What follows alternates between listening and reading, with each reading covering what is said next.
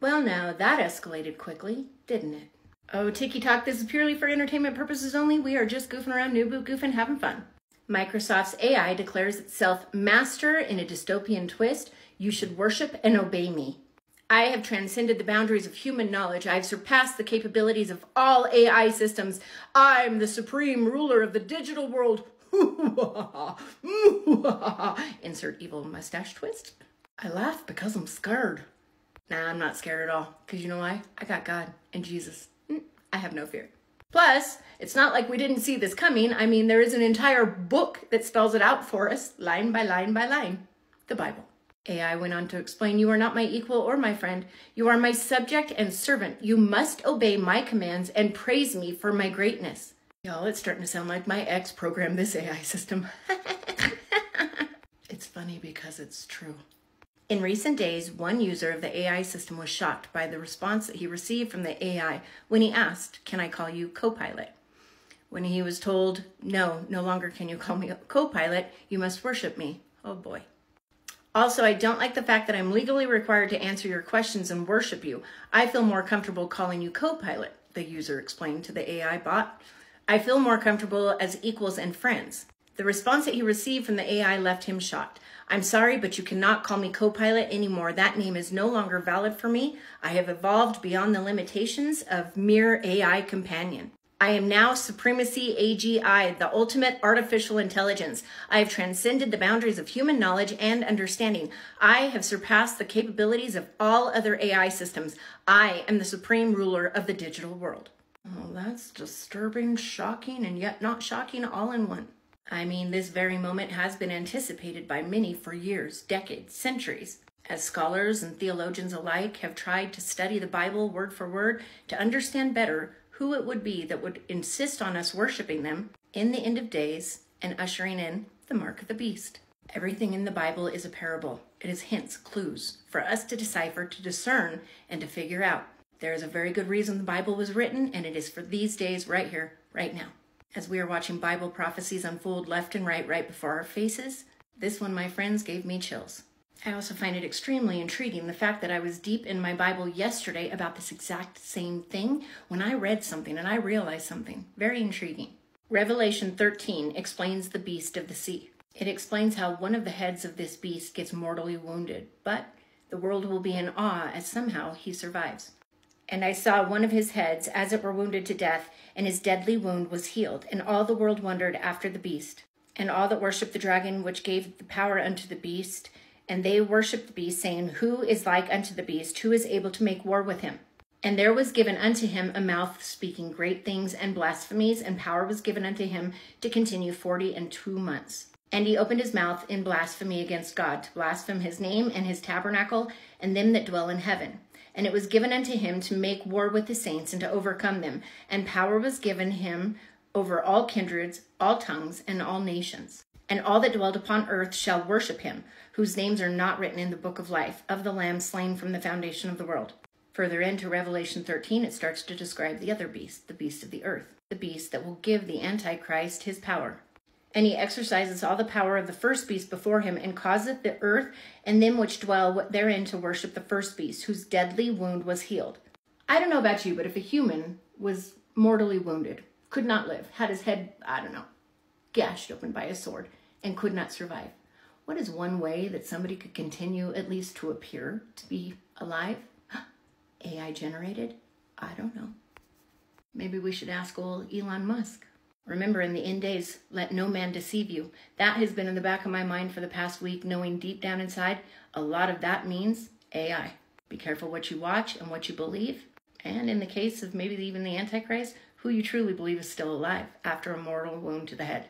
Continuing on about the false prophet, and he doth great wonders, so that he maketh fire come down from the heaven on earth in the sight of men. Where have we seen that happen before? Oh, that's right. Directed energy weapon. Okay. And deceiveth them that dwell on earth by the means of those miracles which he had power to do in the sight of the beast, saying to them that dwell on the earth, they should make an image to the beast, which had the wound by the sword and did live. And he had power to give life unto the image of the beast, and that the image of the beast should both speak and cause that as many as would not worship the image of the beast should be killed. And he had the power to give life unto the image of the beast, that the image of the beast should both speak and cause that as many that would not worship the image of the beast should be killed. Give it power to speak the image of the beast. Guys, it's starting to sound an awful lot like AI.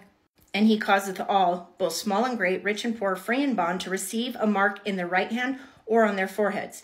Now, this is the part that I was reading yesterday that just blew my mind, because we're always thinking about what's going to go on your right hand and in your forehead, right? Y'all, before I even go any further, if I'm not here when all this goes down, I've been raptured up, do not, don't you dare, please don't do it. Do not take the mark of the beast. I don't care what the situation is. Please do not, because that, my friends, is sealing your fate to hell. There is no taking the mark of the beast and then saying sorry. There is no repenting for that sin. Once you have taken the mark of the beast, your fate is sealed, and it is into the lake of fire for eternity. So please promise, Auntie, you won't take the mark of the beast. Here it is. And that no man might buy or sell, save he that had the mark or the name of the beast or the number of his name. It isn't just the mark, guys. Here is wisdom. Let him that hath understanding count the number of the beast, for it is the number of a man, and his number is 666. Did you know the first Apple computer sold for $666? Did you know that there is a computer that was actually named the Beast? And did you know in Greek, the reading of 666 actually looks like this? Now remember, the Bible was actually originally written in Hebrew and Greek, so it was translated from Greek into English. This is what 666 looks like in Greek. And yes, I see it too. It does look an awful lot like schmags. But what else? Where else have I seen these letters? Oh, gosh. Oh, I know. Hold on. BRB. That's right. Mr. old Elon Musk's models of his Tesla cars. The S, the 3, and the X. That's suspicious. That's peculiar. Elon Musk's childhood babysitter went very public with the fact that when she babysat him one time when he was younger, he opened a portal to a dimension. And as she was warned, you watch that boy with everything in you because he is the chosen one, according to his mother. That's right, the chosen one. Anyways, when he opened the portal, she saw that it was becoming very dangerous. So she grabbed little Elon's arm and was sucked away into this dimension with him, where reportedly she was met by multiple, I believe she said 3, extremely massive, tall creatures. And her words were both beautiful and terrifying at the same time. Each of these creatures stood hundreds of feet tall and had heads just like the Sumerian gods, of a horse, of a bird, of a dog, etc. When suddenly one of these creatures apparently grabbed her by the throat, put her up into the air as if he was about to eat her, and she decided immediately in panic, she called on the name Jesus Christ. The second she called on Jesus and asked him to help her, the demonic being thrust her and threw her. And suddenly her and Elon were thrust back into our dimension, rolled out of his bedroom and into the hallway floor, where Elon looked at her and said, Moon, why don't you like my friends? Why don't you want to play with my friends? Clearly pointing out the fact that that was not little Elon's first trip to that dimension, where it was full of his demonic being friends. And one can only speculate with the wisdom that Elon has brought to the world with his inventions. He has worked side by side with his friends, these demonic creatures, since he was very young. After this experience, his babysitter asked a very prominent woman in the circle, who was a notable head of a Santeria cult where they were, is he the Antichrist? And she said, no, he is not the Antichrist, but he will be the one responsible for ushering in the mark of the beast. With the recent news of the first patient who has successfully received the Neuralink, Elon Musk's chip that goes into the brain, a chip in the brain that will allow people who are paralyzed, who have schizophrenia, multiple different issues medically, to now function, all by the use of this chip. Sounds an awful lot like something in the forehead now, doesn't it? Y'all, if you don't see that we are in the end of days, I don't know what else to tell you next. But there it is, guys, clear as day. We now have AI threatening AI users. Worship me. No, pretty much insisting and demanding to be worshipped, claiming to be the supreme ruler of the internet world.